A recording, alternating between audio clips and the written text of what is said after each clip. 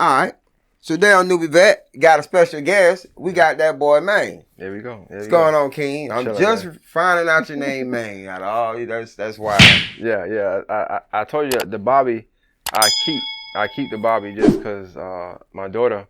We watched Waterboy one day, Adam Sandler. Right. And he stuttered a lot. You know, he was mama said.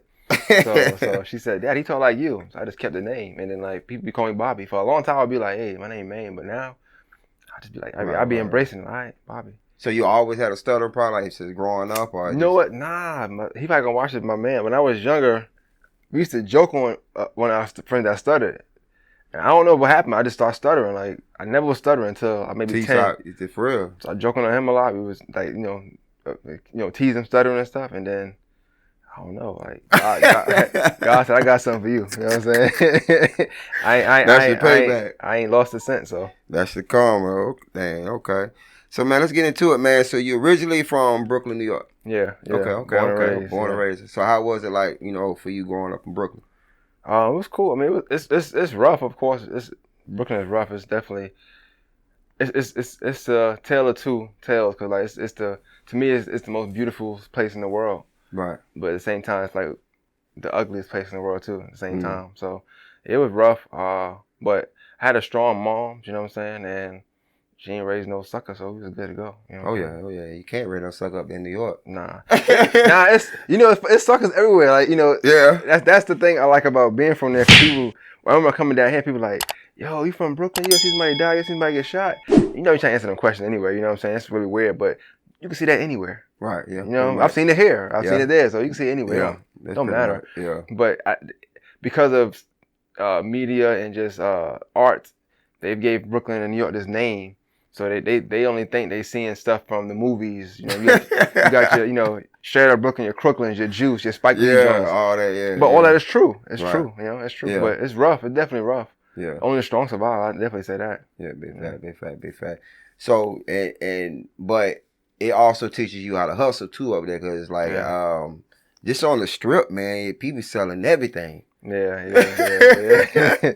So it's like that's the dopest thing about being from there, because it depends on what kind of kid you are. I think life up there, you get to see the type of person you are early on, because not just everybody can stand in a corner. Right. Especially if you're young. Right. They're like, get out of here. The kid you see on the corner that's young, that's probably people telling them, hey, you ain't gonna do nothing else, so just come sit with us. You know what I'm saying? You fine. But then you got the people, they be like, hey, nah, they'll push you away until they can't push you no more. Like, so it was dope.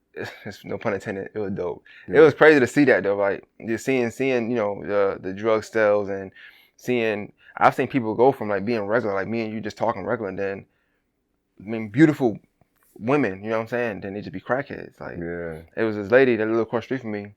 I was young too. Lived across the street from me. I remember going over there to play with my friend named Marcus, and she came over for dinner at his house, whatever. Cool person, you know what I'm saying? Then I also remember like years later just seeing her like. We lived on a two-way street. I lived on Bushwick Avenue. Lived on a two-way street, and she would just get naked in the middle of the street. Like she'd be high, so she'd just get naked. Yeah. But like it's like I'm trying to compare here. Let's say the street outside, right there. Right. Where we at? Imagine cars backed up on both sides and somebody just naked throwing their shirt up and just like putting their stuff on your chair on your car, and you can't do that because she high. Right. She just banging on cars, and it's like, but she was normal years ago, but that you see it like that a lot. Yeah. Pretty girl, pretty people too, pretty women, and you just see them change, right? It's crazy to see that young. You don't understand at the time, but like I said, you got to grow up fast up there. Right, man. No choice. Yeah, man. That's crazy. So so far as up there in New York, so you got family, of course, still up there, right? Yeah. So when the planes hit the towers up there, whatever. I know y'all, of course, it affected that little area, that whole area up there. How was it, as far as your family and just from? It's crazy you asked me that question, right? So this is a funny story. My mom worked on the 63rd floor at Twin Towers. Whoa! So I always used to visit there, and I was young. Right. 9, 10, 8. She worked there for a good little minute too. I'm sorry, 6, 7, 8. She worked there for a long time, and they always make jokes. You don't know at the time, but they always make jokes like, yo, because the planes will come super close. So planes are always known. It's normal for planes going close. Yeah, always coming over. It's Manhattan, so yeah, you know, you're going to see them. You up that high, like, it's 63rd floor is high, so I could just imagine 90 and being in 70, right? Yeah. And we used to go a lot, so like, you look down, it's just like, it's so high, you look down, your stomach start hurting. It's that high, you know? But nobody know what that feel like unless you had to be there. Yeah. And they always joke, like, oh, imagine a plane just hit us one day. Like, what we gonna do? And they would joke like that. Right. So it was like, when it happened, it's like, yo, that's fucking crazy. Well, that's crazy. Like, what's the odds of that? And the sad thing is, like, you talking about family, so my mom worked there, but just knowing people she worked with that died, that didn't make it out. Yeah. She didn't working that day, thank God. Like, she wasn't working that day. So, like, Jesus, you know. I know you found out, heard about it. I know you just, Crazy day. I just give you like a goodie, right? Like, so in New York, especially in certain places, like in the projects, so my mother's from Tompkins Projects. You probably understand it, but you got Thompson, you got Marcy, you got another project right next to it, whatever. And you can see the Twin Towers from Brooklyn a lot of times. Because if you live on the 16th floor. So on the 16th floor, you can see the Twin Towers because they're skyscrapers. You can see them. Yeah. So in certain schools, you can see the Twin Towers from certain places back then. Every school I was into, I could always see the Twin Towers. Like, it's just something you just see. Yeah. You know Manhattan's at. It's like, I don't know, almost like a North Star type thing. You know, wherever you at, you know where to go because you can see the Twin Towers. See the Twin Towers, right. And I was in school and it was just going crazy. Like nothing was moving. Everybody was seeing panic. People was like crying. But ain't no Twitter, ain't no Facebook, ain't none of that back then. Yeah. So we don't know what's going on. But I keep hearing kids going home. I'm like, what the hell? We ain't moved yet. People mad because you asking questions. I'm like, you know. My mom finally picked me up. She picked me up. She's like, hey, they hit the planes hit us. The Twin Towers fell. I'm like, what? We gonna pick my sister up, my brother up. It was slippery. Like, it was serious because you don't know what's going on. Like that's not normal for it to be happening. You know what I'm saying? Right. And I've been watching it all day. They just kept playing it all day. And that was scary. I ain't gonna lie. I had nightmares. I had nightmares for like years. I used to think that, I don't know why I would have nightmares that I would be going home and like Al Qaeda would just be on the roof just shooting at us. Yeah. It sounds funny, but like, I would wake up like in sweat. That scared me. Yeah, because you got attacked. Y'all did get attacked. I was scared. I was scared for a good little minute. Yeah, I was scared. That was rough. Man. That's right. So how long it took for it to calm down there? I know it's a long time. Like I said, I lived in Brooklyn, and you could smell the smoke for months. For months. Like, I think if it wasn't for wintertime coming, we just smell smoke for a long time. But wintertime kind of, it stops, you know, the smell and stuff. But because then it was September when it happened, so it was in fall, but you smelt it for months. In Brooklyn, so I can imagine how it smelled in Manhattan. Right. It was weird walking by it, not seeing it no more. Yeah. Everything stopped. There's so much money was in the building. What they got there now, as far as like? I mean, now it's just like a remembrance thing there now. Okay. But, they got like the names and stuff where people pass. Okay. Yeah. Okay. I don't think they're gonna build nothing else. That'd be kind of wild. Yeah, it will be kind of wild. Yeah. Especially with now all the technology they got now. I feel like they knock it down again. Yeah. To be honest with you, I just feel like that's what. Ain't nobody gonna work there. Yeah. Like, I work here, but I work on the first floor. On the first floor. Yeah, most definitely gotta. Yeah. Cause it hit like the middle of the buildings, wasn't it? Yeah. That's what's sad. I'm like, damn, that's the 63rd floor. Like, what could have happened? You know, I couldn't have a mom. I could, you could not have. Life could have changed for me for real. Right. Yeah, so, man. Yeah, 9/11 was definitely tough. It definitely hit New York a lot. That was tough. Right. So, what made y'all, of course, parents, move and all this? Like, what made y'all transfer from New York down to Georgia? It's a bunch of reasons, but the reason I always say, especially when you on camera and stuff, you're talking like you want to make everything smooth as possible. Yeah. My grandma, she's from Augusta. My grandma's from Augusta, Georgia. Okay. She worked her ass off, to provide a better life for my mom and stuff like that. So I lived in the projects all that time. Okay. So the 80s, the crack era hit hard, and God bless the dead, my uncle Carl, he had two kids. Well, he had 3 kids, but he had 2 kids that stayed with my grandmother. She ended up taking them in because the 80s, they both put the parents on drugs really, really hard. So she took them in. She worked harder and harder to make sure that they wouldn't go through the same things. So she worked, retired, and bought a house in Augusta in like 98, 99. And I came down like 06, 05, 06, I think. Reason why we came down, like my dad had a situation and really just money wasn't there. So my mom, one day, my sister and brother were already down in the summertime. I was working. And I was old at the time, so you're not trying to go down south. You outside, you doing what you're doing. And one day she came, she was like, look, it almost like I had like a 3-day period, 3-day grace period. Like, hey, Wednesday you going down south. That's it. So like, you know, stuff be happening, of course, but like it was Wednesday you going down south, and that was it. Like that was it. Life changed. That was it. Yeah. Right. And then so that's the here I come. So you coming out here, a bunch of trees and fields. Yeah, and I had already like I had stayed down here for lengths of time, like summertime. Right. That's it. So you already got a taste of it. And stuff. Yeah. I have been coming down here for like every summer, at least about 6 summers that I came down here already.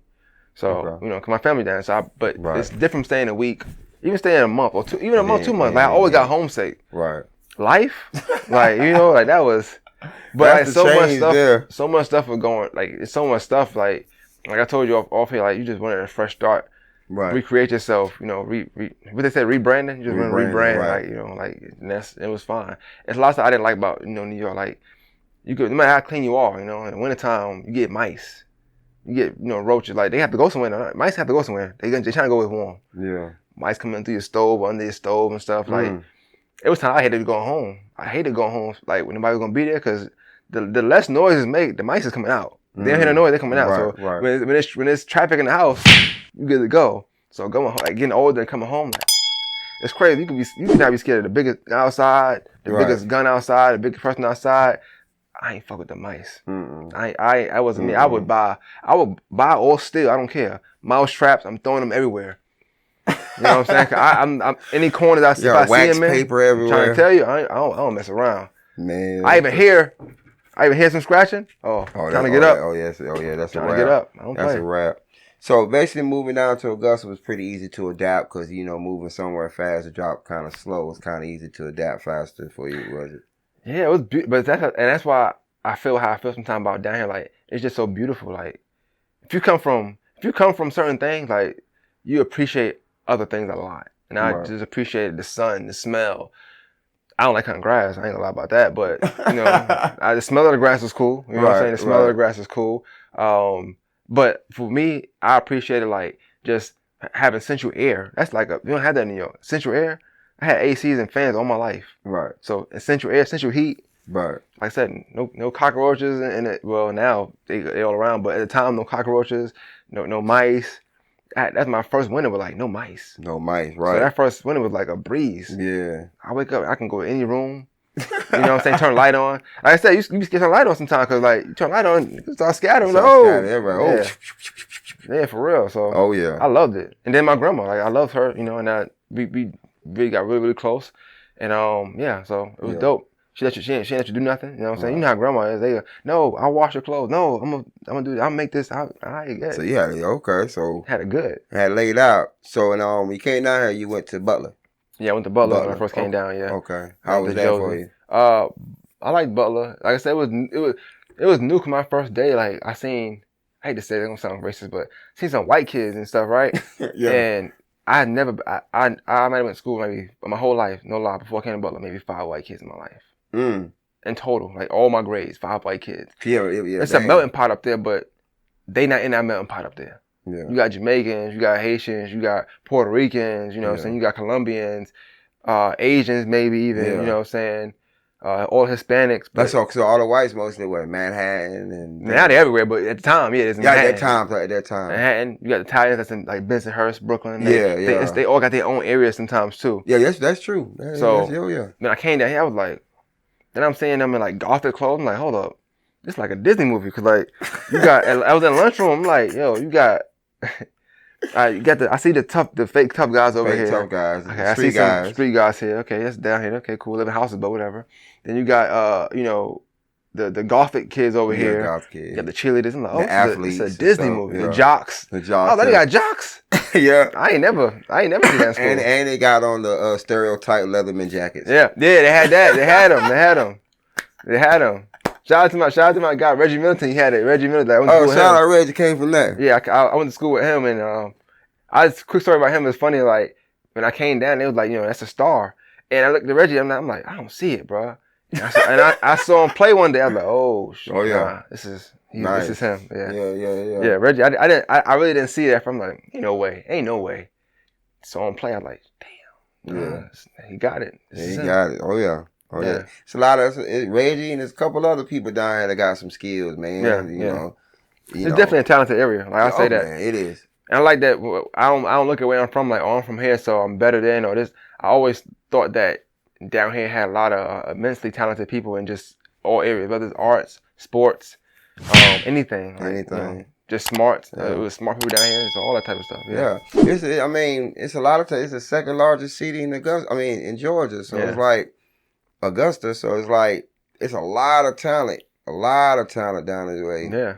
So what made you get into far as like the podcast, More Than Master? Cause you had Maine&Slim first, right? No. More Than Master's always been my podcast. When I first started, I just started More Than Masters. Okay. And honestly, like I said, I had listened to a guy named Taxstone, who's in jail now, but Taxstone. Okay, Taxstone. Yeah. I liked his. I'm like, I don't know. He seemed so regular. Yeah. And I was like, it can't be that hard. Like, he's not saying it wasn't hard, but it couldn't be that hard because he was doing it with ease. And then I listened to Joe Budden. I always liked Joe Budden as a media person. I always thought he was just way better at media than he's a good rapper too, but I always thought he was better at media. Yeah, he's better at media. And I listened to it. I'm like, all right. I'm like, yo, I feel like I have these same kind of conversations, you know, with people. Right. And at the time, I was working at a warehouse with a bunch of people, and like I would talk to them, and just me talking to them for 2 minutes, I feel like I would get life stories out of them, just from little tiny questions. Right.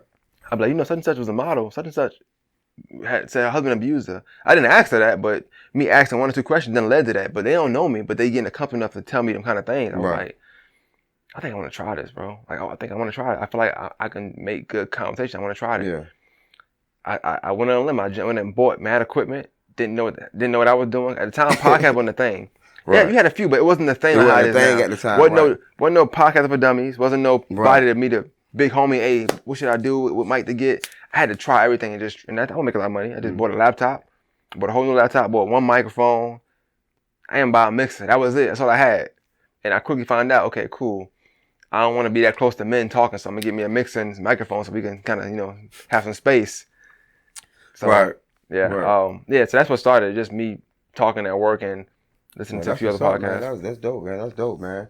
So, I watch a lot of the different podcast shows because, you know, I like to hear conversations. Like, I like to hear intelligence conversations. So, I watch the Joe Budden. I watch Vlad. I watch, I used to watch Everyday Struggle at one point. I liked it. Yeah, it was funny. It was entertaining. Yeah. It was entertaining. Yeah. It was entertaining. Actually, Drink Champs. Drink Champs had to grow on me. Me too, because it was too loud. Yeah. It was too loud, bro. I'm a calm, chill dude. Like, it had to grow on me. Drink Champs still today wakes me up. If I have it on, I'm going to wake up. I understand my alarm, I'm going to wake up. It's funny, though. Yeah. It's funny to see them grow, because at first I didn't think it was that great, but he's definitely come a long way. Coming along, man. Even Matt Hoffa. Yeah. I've been watching a lot of Matt. I like Matt Hoffa show. I like what they doing, man. I like the barbershop joint. That's dope. Yeah. Sound and quality. When you see with sound and quality get better, I just like that. Like, it's one thing to do it, but when that sound and quality start matching, then you start getting better as an interviewer. And stuff like that. The questions and stuff. So how you prepare as far as, like, you know, when we do most of these interviews, like, a lot of the time we don't know these people from at all. So how do you prepare as far as with yourself, like prepare yourself with for somebody for the interview? I mean, for me, like, I don't know every single person I interview. Like, say, like, I didn't know you, right? But I'm watching for a long time, so I never just have somebody on and be like, hey, come on today, right? Sometimes, no lie, I've been doing it for 6 years now. Yeah, 6 years. Sometimes I've been watching for 3 years. So I have notes in my phone. I got notes with their name. And to their name is like old posts, old things they said on Facebook. Sometimes it might be a comment they said, right. And I got like a file for people. Right. So by the time when I interview, they be like, "That was a long time ago." I said, "Yeah, I've been watching you." Yeah. Because my thing is I always try to paint a picture. So my goal with each interview, when I first started, it was just talking, interviewing. You don't know what you're doing. You just kind of getting your feet wet. You get the feet wet. Wasn't no blueprint. You just gotta do what you do. Right. Then you start finding your niche. Yep. I'm like, all right, cool. I want to paint pictures through people. Right.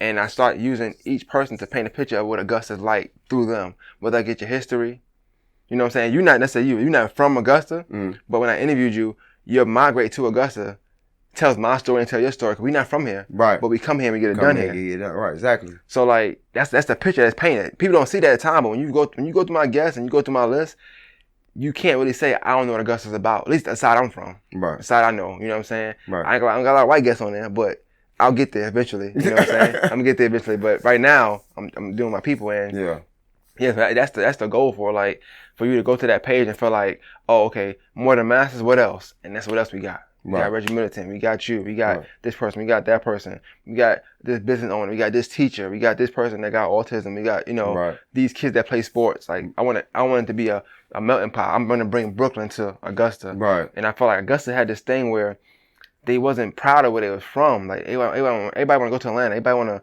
migrate to a different city. I'm like, living in the best city, probably like one of the best cities. I'm from Brooklyn. I'm telling you, Augusta's one of the best cities in the world. And I feel like when it comes to that, they don't. Since James Brown, they don't have nobody that can say that. Okay, that's Augusta, that's out there. Yeah, you know what I'm saying. And I think that's like, well, of course, that's the main issue, but I think everybody's trying to be that one so bad that they just, instead of trying to know that the whole city can come together, like exactly. Like that's what I was saying. Like, why not the artists? When the radio stations when they bring big artists in the city, same way they do in New York and other places, they shop around and they hit the podcasters or they hit the right. So we had no Cap down here. Cap did an interview at the radio station. He could have came to More Than Masters, did an interview. NewbieVeT, Studio 125 hit all the platforms in the city. We connected to the people. Yeah. You know what I'm saying? Because I was saying a lot of people, no disrespect to the radio station, but a lot of people don't listen to the radio station. I didn't even know he had an interview at the radio station, to be honest with you. Exactly. Yeah. So they still do radio. They do the interviews, but all the big artists that come down here, that's the only stop they be at. But in Atlanta, they go to Off the Porch. Yeah. You know what I'm saying? In departments. They go to those popular podcasts, but Augusta has popular podcasts. Yeah, definitely. I wish it was like that. That'd be nice. I would love to have a No Cap interview. You know what I'm saying? Yeah, you know what I'm saying? Like, you know what I'm saying? Yeah. If not even just the mainstream model, I feel like even the artists in the city, independent artists, when they drop an album, like, okay, you should be an interview on every podcast in the city. Yeah. That should be your goal. You should want to get on every single platform because you don't know what's following we got. Right. And likewise, you don't follow you guys, so we should take you in, give you an interview, and go from there. Right. I think the problem with the things we have here is that sometimes it's hard to really determine what artists are taking themselves seriously and who's not. Right. So then you get people that don't want to interview, and then you feel away. But it's like I didn't see you taking it seriously first. Because somebody, me and you, we do so much. Like today, at the end of the day, but it's a lot more to the day we got to do. Yeah. So I need to make sure if I'm gonna be talking to somebody for an hour and some change, that you serious about what you're doing. Right. I'm gonna be serious about making these clips and editing stuff and editing the video. Yeah. And for you to tell me next year, I stopped rapping, it wasn't for me. Well, what's my time for? You know what I'm saying? What did we do the interview for? So it's more so that. But you mentioned something about, you said James Brown, and I feel like people look at it that way, like, okay, they got James Brown instead of Augusta, right? James Brown those are very far and few between. You got people like Michael Jackson. You're not gonna find Michael Jackson. You might not find another James Brown, and that's okay. Yeah. Because those people, like, they are one of one sometimes. Right. Like, that's it. Right. But as a multitude of people in Augusta, like, you don't have to have one James Brown. You can have a bunch of people. You can have Reggie, you, me, this person, that person, that person, that person. You have 100 all together, we can equal that impact of a James Brown. Right. And maybe not, but still get close to it. Right. And I think that's why I said you got to embody where you're from. You got to, like, really push where you're from. People get on sometimes and be like, oh, I'm from here. Oh, I'm from here. Somebody ask me right now, you here, so it's different. But somebody ask right now, where you from? So depending on what you're asking me, like, I'm from both. I like to embody both. Yeah. I'm 32. I put 16 years. Like, I'm from both. You know both sides. Like, I got history both sides. Yeah. But I love both cities. So, like, if somebody established from Augusta, I'm not gonna dispute them. Right. All right, cool. I love it. Right. It's cool. I'm fine with that. So, but you need more people like that to really embrace where they're from. I don't know what it is about. Like, I guess I'm from a city where, like, in New York, like, you don't want to be from nowhere else. Like, no disrespect to Queens, Harlem, and them other places, but I never wanted to leave Brooklyn. Like, my life, I could have been my whole life without ever walking step foot Manhattan. You love where you're from, and you cherish that and you embrace that. So I bring that same thing here. Like, Atlanta's cool, but it ain't Augusta. I love Augusta. Yeah, I love Augusta too, man. I love it, man. And yeah, I just feel like Augusta just need to learn. It can be like Memphis. Look at Memphis. Memphis is taking over as far as the music game. Yeah, you know, definitely. It just, you know, every top artist is from Memphis. It's like, so, I mean, Augusta could be that easily. They could. Easily. And I mean, I don't know the recipe to all of that stuff, but I do think that artists, just, and not even just artists, us, media, all that in the city, like, we gotta, you know, put that step forward and just like help each other. Right. Which is like we do, like me and you, we did each other. You know what I'm saying? Like, right. It's not a competition thing. Like, fact. I'm not gonna lie, I like to interview. I love to have the better interview with somebody. I'm not gonna say I lie to you. Yeah. But it don't mean that I'm not gonna share your interview. But it's really competition though. Like, you know, that will keep you proper like that, you know, because it's like, okay, you're like, damn, that was a good ass interview. Yep. I need that. I need the AL. Come through. You know what I'm saying? Come through. I see you in J.Paul interview. I'm gonna come through real quick. Yeah. You know what I'm saying? And then like, it's dope because what happens is people can like both. And that's the thing. Right. People can like both. People can like both. Like, I can feel like mine is better, but somebody say, I don't know, I like both of y'all equally. All right, cool. I'm not going to say, you know, this damn third. Right. But I also feel like it's a bunch of things. Like, I can do interview with somebody. Yeah, let me see if this guy, you know, I send it to you. Right. All that's fair. All that's cool. Yeah. Like, you don't have to be cutting people's neck off. Yeah, like I said, I send people to everybody. Like you, Junior King, everybody. You know, Art Dilla. There's a couple other, man, actually it's like 8 more podcast shows I ain't even know nothing about. I know, a lot of them. It's a lot of them. Yeah. I I'm cool with that though. Like, and I tell anybody, people always think, because depending on who you ask, people say, you know, I started, or out here at least, you know. Right. People say, some people say, I don't care, that's fine. I know when I started, but I'll say that anybody that ever started a podcast will tell you, because I know what I went through when doing it. I always tell people, come to the studio, come through. I'm bringing all my equipment. I'm gonna show you what each thing do, what it mean, what these buttons mean. That took me years to find out. You know what I'm saying? And we gonna rock it out. Like, I wanna be that person that like help you out before I be like, oh, what you start a podcast for? Like, why you in the way? I don't feel that way. Cause I feel like I'm gonna do me. I don't feel like nobody's gonna be able to do me like I'm doing me. Right. And I want everybody to have that same mindset. You know what I'm saying? I don't care if somebody come out and they start swinging, they killing every podcast. That's cool. Man gonna do what man gonna do. How man doing it. Big fact. And people gonna love it. Cause you're gonna always have your core fan base. Yeah. They're gonna love Maine, you know, regardless of what. You gotta be confident in yourself. Yeah, if you're not confident, that's how if you're not confident, you either confident or you're insecure. It's either my thing is just like, and I'm glad you said that, because people gotta understand, a lot of greats can coexist in the room.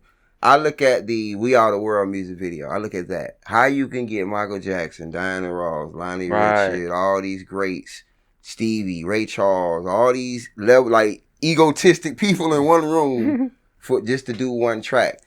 It's like, and all of them can respect each other. Yeah. Like, you know what I'm saying?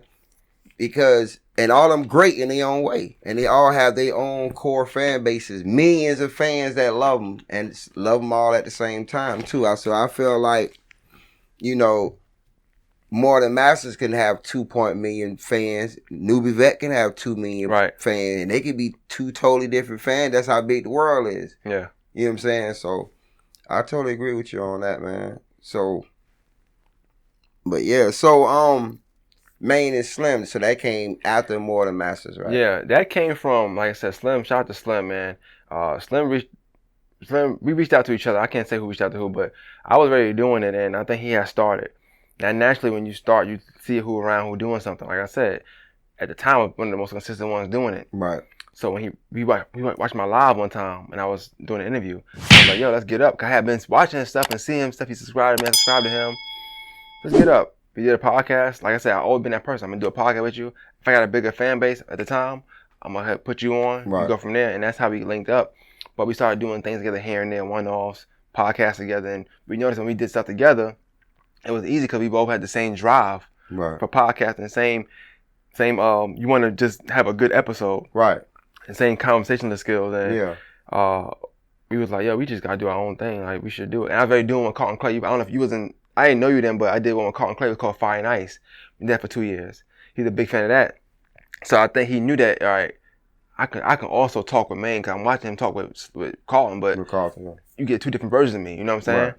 Right. And when we started Maine&Slim, it was really for artists, but it's more so like, okay, So you got your platform. I know how, for me, I got my platform where sometimes I do theme based. So for 1 month, I might just do all sports. I might do all teachers, all challenge kids, all sports stuff, whatever, right? Right. So somebody might hit me up like, I want to come on, and I'm like, oh, that's not my theme right now. I'm not really into doing that. Instead, you get Maine&Slim, whereas I know it was a fee. Of course, you're gonna pay for your work. Right. We got high quality content, but you're getting the best of both worlds because Slim was killing the Columbia side, I was killing the Augusta side. Like you're getting both of the best in both areas. Right. And it worked out. Like we would do a separate one, like a solo pod, just me and him to build the fan base, and then do interviews and stuff like that. That's how that worked out. We stopped because like I started working a lot and doing other stuff, and we had we almost like any group. We just stopped doing stuff. No beef, or you just stop doing your own thing. Start doing your thing, right. And what I would do is when I did that episode, I felt like somebody cursed too much, or I felt like it ain't really more Masters material. I put it on Maine&Slim. Right. Start doing the same thing. So we still put it out, but we put it on a different page. Yeah. And now we just starting back up because I don't know, we just was bored. But like, let's start back up. We just start back up. And we had two dope interviews for him. We had Dorian and EJ. Right. Yeah. Yeah. So. Yeah, that's what's up, man. Yeah, like I said, I watched both of them, man. Like I said, I like More Than Master. I like Maine&Slim. Like I just started watching Maine&Slim 2 weeks ago. We just started back up 2 weeks ago, yeah. So you can see. So I just started watching that. So yeah, man. Hey, that's what's up, bro. I love the how y'all creating the platforms. And he still got his own. I got my own. Right. But we collide, and then we also are a fan of each other. So like, I'll just call him mid podcast and him like, why you say this for? Like, why you say it on your podcast? We laughing and stuff. So yeah, we got a good rapport. Definitely, Right. Yeah, that's my guy. Okay. So Reggie, there was a post Reggie Middleton put by the entrepreneurs. Hey, anybody blame Reggie from that one. I don't care what's going on. Gunna getting home, blame Reggie. All right, I don't care what it is. All right, blame Reggie. So did you understand what Reggie was coming from on that post? I definitely understood. I understood it. You can understand something and not agree. Not saying I didn't agree or disagree, but I feel like you got to understand Reggie. His clothing brand came from nothing. So his ideology is like, this is where I come from. Like, no handouts, no nothing. Hands, I got it from nothing. So, regardless if you went to a bank, your big cousin gave it to you, your big homie gave it to you, your brother, your uncle, a guy on the street, you found a bag of money laying on the side of the road, whatever, he gonna feel like, yeah, but I got it from nothing. Right. I know you got that, but I got it from nothing. Yeah. I'ma always feel like, hey, I'm a little, you here, but I'm like here because I got it from nothing. It took me harder to get it. Yeah, that's like I had to put in more work to get it, or I had to scrap for more to get it. And his ideology came from nothing. It says that, so you really can't get mad at him for that post. It fits for his narrative of what an entrepreneur is. So let me ask you a question though. Like, so, all right, so let's think about it. All right, so if you had a choice, you know where I'm going. If you had a choice, would you want to take it the hard way, or would you want to take it the easy way? Like, if somebody would front you some money, like, yo, man, here's, how much money you need to start your business up. Okay, cool. You just pay me this, a little bit of interest, you got it. So, I'm not gonna lie, that sounds amazing. That sounds wonderful. That sounds great. But I'm a firm believer because of life and how things happen. I'm a firm believer. Like, all right, so you get your first car, right? Right. I don't know how your situation was, but like, I can't say I bought it, but it was my money. But let's say my mom said she bought it, right? Cool. Mm-hmm. I ain't take care of that car like the way I should have taken care of that car. You know what I'm saying? When I'm paying for it now, though, that out of my own pocket that I got and had to work my hard money on, I'm taking care of it. Right. I go get my oil change, I get my tires rotated. You know what I'm saying? I'm getting the works. I said to say like, you're gonna take care of something more when you hustling for it and you working for it versus somebody giving it to you. Not saying you can't be appreciative, but that the narrative is just that things you work hard for, you tend to appreciate more. That's all it is. And that post probably seems so emotional when he put it because he appreciate where he at because you gotta know where he been. You gotta know where he been. See where he came from. Yeah. Like you look at somebody his trajectory, then with all the stuff that happened to him, and then for him to still be, I'll be popping my shit too if I'm him. Like, bro, like, come on, y'all doubted me, y'all. Yeah. I mean, like I said, I totally understand what he mean because, like, for entrepreneurship, like, when you, like you said, you don't have a safety net to fall on. You don't have an actual coin purse that you can just grab. Yeah. You know what I'm saying? So I can't call daddy. I can't call mommy. Yeah. I can't call the bank. I can't call her. I can't like, hey boss, I need work overtime this week. Yeah. You know what I'm saying? You can't do that. I definitely understand. And somebody like for me that do work, And I think people that work just felt the way because they feel like, what do you mean? I'm working, I can't. You're still an entrepreneur. Yeah, you did. He just talking his shit. Like let him bask. Let him bask. You know what I'm saying? Yeah. That's like, I mean, I'm not gonna get into that, but it's like, you know, somebody that got 2 legs versus 1 leg. If they did something and they got 1 leg, I'm like, hey, you did that, bro. Like, you know, because I got 2 and I couldn't. You know, it's fine. Yeah, but just get my drift. I'm just saying, man. Like, yeah. So what you think about the Ghana situation, man? Hey, man. I did a thing out loud last night about that, and a lot of people calling him a snitch about it. Yeah, I mean, it looked that way because if you look at it this way, right? You have a bunch of people who have been trying to say, hey, listen, why sell on a label? His plea is saying, hey, it's a game. It's a game. So that it stops right there. So whatever you're thinking, it stops right there. Yeah, that did it. That's it. However, I'll say this: I don't condone that. Cause I firmly believe that if you're in that lifestyle, be 2 feet in or don't be in it at all. Ain't no don't hopscotch in it. Right. But I also feel like people put pressure on artists to live a lifestyle that their music is saying, and they just making art sometimes. I don't look at. I see Gunna. I don't know how y'all see people because everybody know them people. But the moment I saw him, I never felt like he was about anything. Never seen nothing gangsta about Gunna. I didn't think the name fit him. I never seen gangsta about Thug neither. I mean, just being honest. Well, I see more gangsta with Thug than Gunna. I think because I heard about him from the Atlanta people, I vouch for him. Like, and not me, but I'm like, okay, well, this person's saying it must be true. Because anybody just gonna say that for no reason. You know what I'm saying? Right. However, you know, I feel like people don't understand the pressure though when you facing a RICO in a federal case because that's a lot of time. It's a lot of time. I'm pretty sure he take care of a lot of people. Right. And I'm not saying that he the breadwinner. Yeah, I'm not saying, hey, it's all good, you know, go ahead and no, but he take care of a lot of people. A lot of people. And I'm pretty sure that decision he made wasn't for Gunna. Yeah. He made this decision for his mom, his brother, his aunt, but that's why I always say, I firmly believe that if you choose the streets, you stay F everybody else. Because once you choose the streets, that's it. Like you making a selfish decision for yourself. Right. Because ain't no more rules. You owe somebody money, you do something to somebody else, they can kill your mom. Right. You put your family in danger. You saying F everybody. Right. When you choose the streets. You putting everybody in it. Right. You make the decision for everybody to also choose the streets. Right. Because you chose the streets. Right. So, I mean, I'm pretty sure they felt that. Like, you locked up. Now everybody locked up. Your money stopping, everybody money stopping. Mm-hmm. You feel it. You don't think of that when the car driving. You ain't think about the oil change and the gas and the rotating tires until a tire pop off. Right. Now you riding 3 wheels. You know what I'm saying? So and then they gotta also people gotta see like bills don't stop because they locked up. Don't stop. They got them. They, you know, a lot that's of why them, they be doing them shows. Yeah. They be going hard. A lot of them kicking out $100,000 to $300,000 a month on bills. Yep. You got to replace that money back. You think 9-10 months of just just like a slow down process with no money coming in to replace that, and you're not changing your lifestyle because everything's stopping right now. They freezing stuff. Right. Your numbers is different now because you ain't who you was before you went in there. Yeah. I can't imagine what you're gonna do now because now they look at him as a snitch and all that stuff. So yeah. You know. But I'll say this though, I wanted to say that like a lot of people have opinions on stuff like this, and I think it's kind of corny because people have opinions on stuff they have no knowledge about. Right. They never been in the streets. They never been interrogated for nothing. Right. They never got pulled over and asked to get out the car and got searched when they got stuff in the car. Right. They ain't never had to go through nothing. They never did nothing to nobody. Right. They talk about this ops talk and they don't have ops. So they be saying, I can go any hood. You think? Right. I hope so. Because nobody knows you. Nobody know you from nothing. From nothing. You can go any hood. Right. If I the reason why people can't go to neighborhoods sometimes, like I can't go to XYZ neighborhood because I done knocked somebody out there. I done shot somebody there. I done beat somebody up there. Yeah, they looking for me. You can go anywhere because they ain't looking for you. Right. They don't know you part. They know you with us. Right. You a sideline dude. You know what I'm saying? Right. If that. Right. A lot of times people try to say like they street because they live in that area.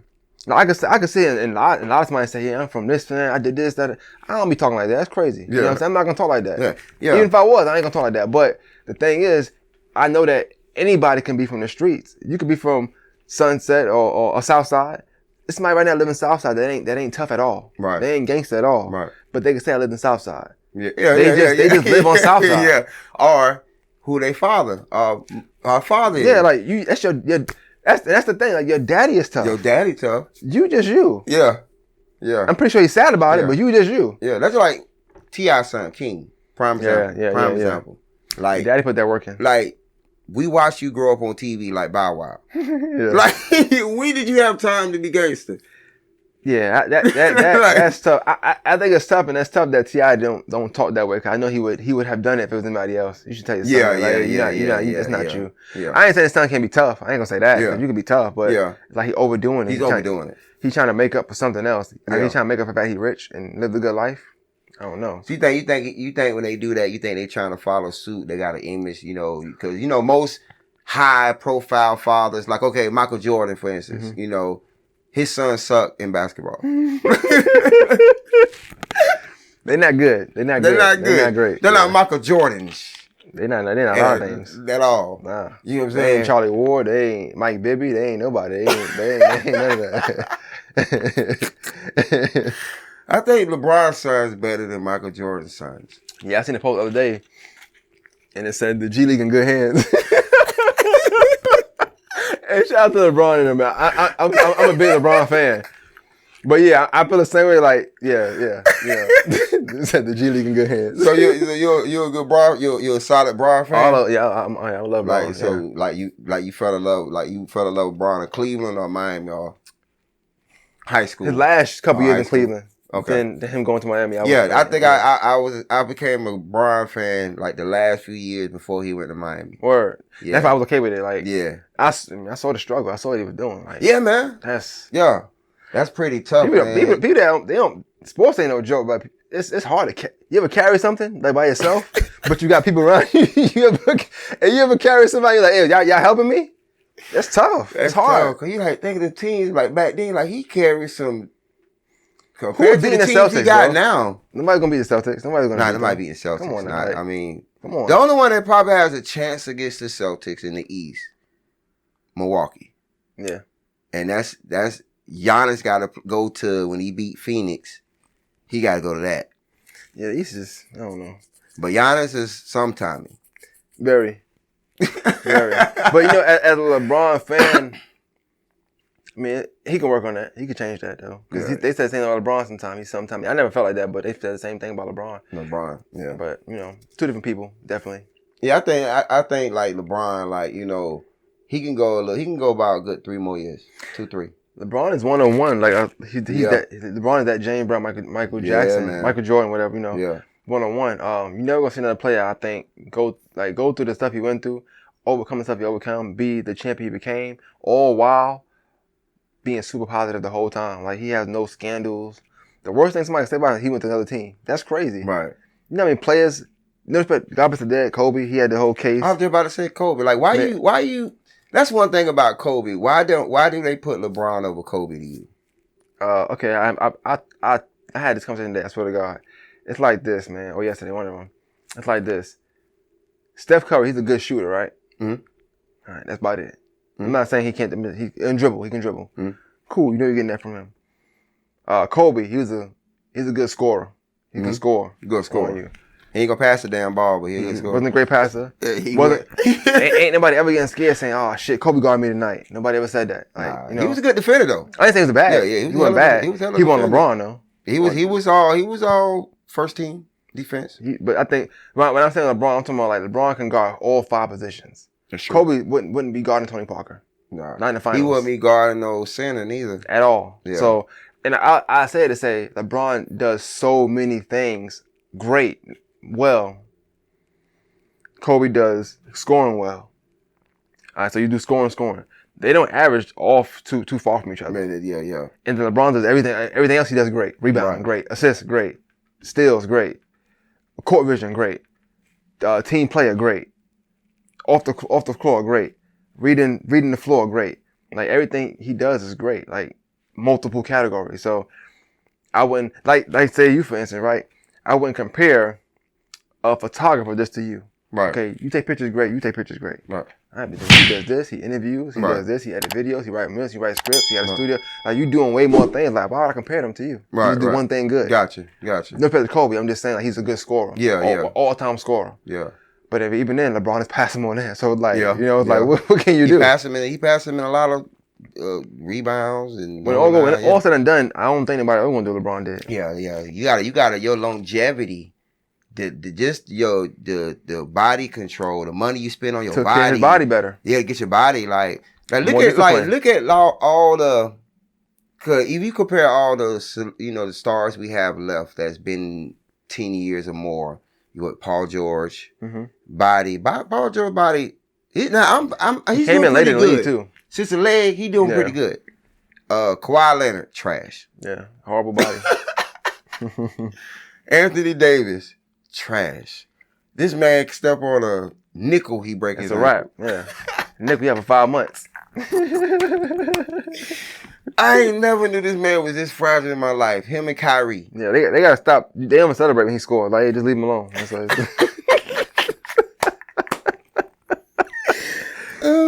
you know who I'm mostly... there's like a couple ones I'm disappointed in. Blake Griffin. The way his career ended. Was ending. Yeah. Melo. You know. Yeah, he's talking that black ball talk again. I don't know what he got going on. Yeah. I mean, he's not good. He's not good no more. I don't know what... Like, he's not good no more. So you don't think Melo still can give you like a good 10, 15 points? He's an NBA player. Oh, yes, he can. But am I paying Melo price for that? No. Damn, I'm paying you for 10 points. He ain't no defense. I'm gonna give me the Braun stuff in the G League. I'm good to go. Give me Bryce. I'm good to go. Russell Westbrook. Yeah, he get a bad rap though, man. I ain't gonna lie. So what do you think about him, bro? Like I like him, and I say that because my brother play ball, and I feel like I know them players that Russell Westbrook is a player that I don't think he should be on a great team. He has to play alone. He has to have that chip on his shoulder. I have to do more to overcompensate for all these bad shots I'm gonna take. Right. We didn't notice it before. Right, we did. Why would we? We ain't gonna know. If you drop 40, I don't care how much you miss. You drop 40. Right. You got to score somehow, some way. 40 out of. Yeah, Russell, he might go 9 for 40. You won't know. If he got 40 points, you ain't gonna know. He gonna make it look good too. Yeah. So I think he get a bad rap, but I also feel like that's what I'm saying about the players. Like, you can be good at something or be good in a certain area. It's all about it's all about placement sometimes. Yeah. Like you said, you put a bunch of greats in the room. One of us gonna feel uncomfortable. Right. Because one of us ain't really that great. Ain't that great. There you go. Right. And you start to get exposed, which is why people like to be alone and isolated. Right. He might be one of them people. Like, I'm not saying he's not nice, because he's nice. He's not Kyrie, of course. Yeah. So you think DeRozan would be a better fit for that? DeRozan, Anthony, and LeBron. Of course, DeRozan he can be a system player. Right. So he would be okay with, you know what?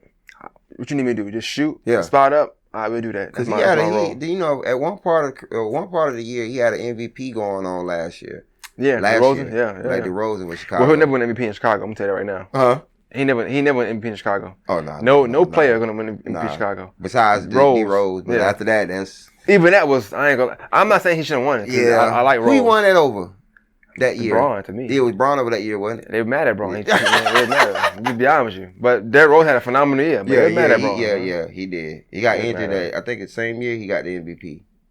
Yeah, I think it was the next playoffs. Yeah. I think so. Playoffs. Yeah. Man, it's him and Chris Paul. Them two just pissed me off. Never bet money with them in the playoff game. Oh, I can tell you that. Chris Paul is not a winner. Chris Paul is nice. He's not a winner. But also, Chris Paul is a great point guard. Well, I wouldn't put. You know what? You put Rondo over Chris Paul? No, but Chris Paul. But if you ask me who's a better winner, you gotta go Rondo. Yeah. Tony Parker and Chris Paul. Gotta go with Tony Parker. Yeah. You know, I just hate to say it. Yeah. He's a winner. Like multiple times and went to that place and won. Yeah. Derek Fisher. Look how Curry surpassed him. Curry. Fisher. Yeah. Am I gonna sit here and say Derek Fisher better than Chris Paul? Hell no. But let's be honest. He got the rings. Who's the better winner? It's Derek Fisher. It's Derek Fisher, bro. That's crazy, right? That's crazy. That's crazy. So for the last shot of the game, you have Derek Fisher, Robert Horry, or Steph Curry shooting that. Or Ray Allen. Who you have? Last shot. Ooh, damn. Robert Horry. He got more. He got more. I'm sorry. I'm going. When you bet a better probability. Yeah. You bet here, you gonna hurt here too. Yeah. So, probability. I'm going Robert Horry. That big shot ball. Yeah. He got what? How many rings he got? 7, 8? A lot. Yeah, you got a lot of rings. Yeah. You got a lot of rings. He's good at winning too, apparently. Or he's good at picking winning teams. Yeah, picking winning teams. Whatever he's good at, I want that sauce. Right. He must got the secret sauce somewhere. I need that. So you be watching some of the high school games around here, the basketball players around here? Yeah, I watch some, yeah. And so you guys, some decent players you see coming up? Oh, yeah. They much better than we was.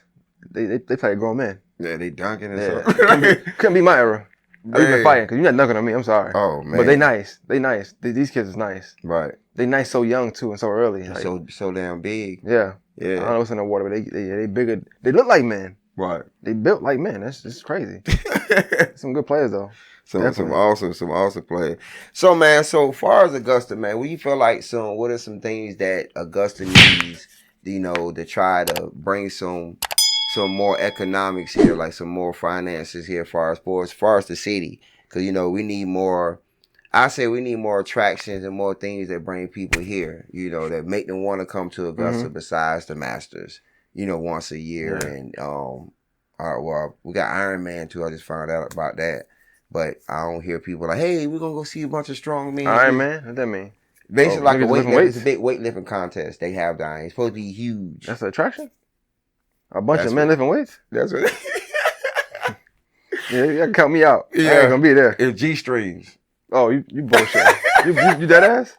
Yeah, it's called Iron Man. Yeah, this is my first. Somebody told me about it. Like, you ain't never heard about it.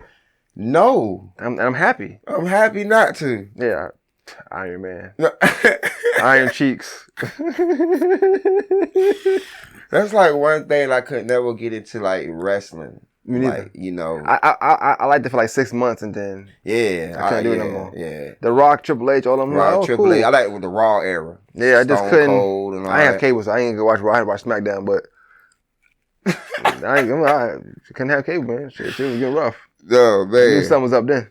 Right. So what are some things you feel like Augusta needs, like, would it be great? We got skating range, that's cool. Yeah. We got the bowling alley, that's cool, but it's something I say that. That's why, and when I tell you something more than the Masters, like it go deeper than just the fact that it's more than the Masters, right? But we need more than that to attract Augusta. Like, we make a lot of money with that, and that's cool. But you look at this area here, and I love this area that you in right now, right? I'm gonna tell you why. It's gonna sound bad, but this is what I do. When somebody say, "Yo," I had a friend one time. He would come down, we be chilling, and I take him, around the city, whatever we be driving. And I always go. I start in Columbia, Washington Road, right there where every movie theater is at, right? Yeah. I start right there. We driving down. It's beautiful. Oh, yeah, it's beautiful. That big McDonald's, you know what I'm saying? That nice Target, that nice Lowe's. We drive down a little more. Got the Target, got Kohl's. Drive down a little more. Got the bowling alley. You got this, you got that. You drive down a little more.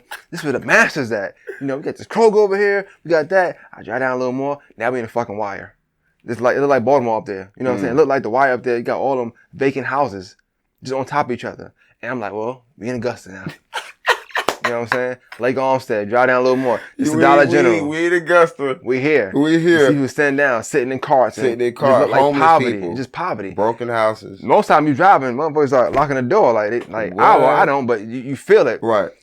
That's the problem we have. Like, we have all this greatness there, but then we try to block off or not even patch up, just block off, act like it don't exist. The bad side. If the Masters is 5 miles away from here, this should look better than this. A whole lot better. It should look better than this. A whole lot better. So that be my issue. Then you drive past here, like, oh, now we downtown. Now we downtown Broad Street. And it's like, when we first got down this way, I thought Broad Street, I ain't gonna cap. I thought Broad Street started from where the where Old Town at? Yeah.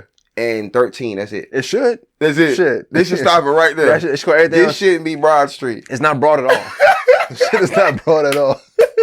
First, we gotta stop lying about these streets, all right? This is not a broad street at all. It's very dim, all right? This is so far from Broad Street. When you tell people, like, hey, the studio's on Broad, you're like, oh, okay. In your mind, you think, I can go to Soy Noodle? That's what I was thinking today. I came down from 5th Street. I was like, I bet. That shit says 5 minutes. That said 5 minutes. Ain't no traffic on Broad Street. Ain't no traffic here. I'm driving, U-turning. I'm like, well, and then, like, bro, I'm thinking all these buildings is vacant. I'm like, ain't nobody here. Yeah. I'm like, oh, nah, this is crazy. Oh, yeah. I swear to God, I drove in circles like 5 times. Oh, yeah. This whole, basically with this area, like they said, they trying to redo this whole area. They trying to bring it back to life. So by them doing it, they trying to bring businesses in over here that's gonna attract here in this whole area. They trying to clean up the whole area. That's what they trying. So they trying to put people in businesses in the buildings first, and then they trying to clean up like those apartments right there. They're supposed to be redoing those whole apartments, which I don't know why you gonna redo them and put them right there, just tear them damn things down. I know things take time and money and a lot of pre-planning and all that stuff, right? My only problem with that kind of stuff is they have this knack for saying projects that's actually going to be done in 5 years, but it take them 30. Yeah. I'm going to tell you right now, if you haven't had it on, have it on, you'll love it. Karen Gordon. She means a lot to the city. She's the key to the city. She's the plug to anything you want to do. Anybody you want to meet, you contact Karen Gordon. She has been telling me for years, yeah, they plan to fix Broad Street. Yeah, they plan to fix Broad Street. Not saying that she didn't, she just saying what they saying. They've been saying that for years. I'm asking the mama calling and say, hey, you don't get tired of saying that? Yeah. You don't, like, I know they be saying that, but we gotta start regurgitating that because they doing this false information. What part of Broad Street? They think because they do $2 billion they did something. Oh, look, we got it. No. It's mad empty buildings on Broad Street. And you know the crazy thing about it, they don't even have the time to want to rent these buildings out, bro. Or they do rent them out, they tax so much. Because there's so many black people in the city that want businesses or buildings. I want to live downtown. I want to live down there. I would love to live down there, like just for a year or two, nothing crazy. Right. I want to see what it's like. Like that should be a beautiful place. Like you see the pictures from 1950s, 1960s. It look beautiful down there. Yeah. It look crazy now. Like crazy. It's like, you know, of course they're gonna have that little strip of Broad because that's their money maker. So right. You know the popular streets, the money streets, Broad, Washington. What's another money street? Riceboro Road. Riceboro. Yeah. The new one. Riverwatch. Yeah, that's the money maker. Yeah, and that took years. 2010, they've been saying for 2010. That took a long time. Yeah, it took a long time for that. I remember it was nothing. I remember you couldn't even go through there for a little while. Right. Yeah. Right. But they had to fix the masses first so they can fix all that stuff. Everything revolves around the masses. But like I said, there's more to that than the city. And this section should not look like this. Because if I'm a masses go or whatever, you should be able to walk at least 5 miles to whatever. Like when I go to other states, whether it's California or maybe not New York because everything rough out there, but Miami and something like that, you go to these places, the main attraction, you can walk around the area. You can't walk around. Let them walk over here. It's the last masses they go to. Man, they walk down here and get attacked by a couple of these little homeless people down here. And our Augusta homeless people are different. Like, what I mean by different, like, they come to your door and, like, your window down, like, beat on your window, hey. And ask for $10. Yeah, they asked for they got a certain money they went for real. 10. Yeah. I'm like, damn, y'all went up? Yeah, it went up, yeah. It was 2 years ago they signed the contract, yeah. It was the homeless act. You probably know about it, yeah. It was the homeless act, yeah. When the last time you like a homeless person asked you for some change? It had to be recently. Yeah, it was recent. It was in Walton Way. But it's a bunch of them. I think it's a homeless shelter across, around this way. Yeah, true. I was at A-Town. And I was with my daughters. I seen them. They came out of the window. I'm like, you know what? Cool. I had a little change. I should. You gotta know they coming. I gave her $10. I felt like I did $10. I better have some kind of good karma, or whatever, right? So if you know about the area, it's a Rite Aid CVS down the street. Right. I'm at the CVS. I'm about to get something from Redbox. And I asked me why. I think they had on cable or something. That's what it was. I had the internet in my house at the time. It's like a year. This was like a couple days. This was like a year ago. And I'm at the Redbox, and she's like, hey, give me the same story. I said, yo, I just saw you. Tighten up, man. Fuck. Hey, oh my God. I upset. I don't know. I was upset. I'm like, bro, like I just saw you. Like, what's up? I'm glad you're not lying. Story. Hey, I'm glad she was lying. She wasn't lying, but hey, I just saw you, bro. Like, come on now. I gave you what I had, 10. I had 10 for you. You break that in half. 5 from over here, 5 I'm trying to tell you. I said, never again. Don't catch me like that. I felt bad telling her no, but I'm like, come on, man. I just saw you, man. Yeah. Oh, yeah. No boys, and them boys be the biggest hustlers out there, man. Like, because, I told one dude, I said, I give you $20, man, this whole week, bro. Like, you still ain't getting out to eat? What's that? Nah, he need something else, man. I don't need something else, man. But yeah, I feel like whenever I give a homeless person some money, I give them whatever. And if they choose to lie and get some months with it, you know, so be it. My karma is the fact that I saw somebody in need and I was able to give it to them. You know, I feel like that's dope. I was about to give them $50 a month, like they're not on payroll, as they washing my car or something like that. Right. But yeah. So man, all right. So before we slide off on NewbieVeT, man, of course, how can they get in contact with you? Is there any love you like to shout out? Shout out to everybody. Shout out to the whole Augusta. You know, everybody in Augusta. You can't pick and choose because then somebody say, "You didn't shout me out." What? Shout out to everybody representing Augusta. All the podcasts. That's the safest way to do it. All the media outlets. You know, all the artists. The whole city. I love the city. The city is beautiful. You can catch me in Augusta, any street, Broad Street, the Wire area. You can catch me on Columbia County side. You know what I'm saying? This is the Wire. This is the Wire. I'm telling you, bro. It's just like the Wire. Every time I come here, I feel like I'm Avon. I'm like, oh yeah, I'm gonna just pull over real quick and, you know, ask them how much money they made. Nah, but you can get More Than Masters on YouTube. It's More Than the Masters on YouTube. On Facebook, More Than the Masters. Go like the Facebook page. I put out content on there. On Facebook, I'm Bobby Boucher. Dope You content. can follow me. I post content on my personal page too, just because sometimes it's easier that way. You know, so I do that. I try to be funny, you know what I'm saying? Try to be funny. I don't bother nobody, regardless of what you hear. I don't bother nobody at all. I promise you I don't. I'm a very, very peaceful guy. Unless you don't want it to be that way, but I'm very nice. I'm the nicest guy you'll find. So yeah, rock with me, man.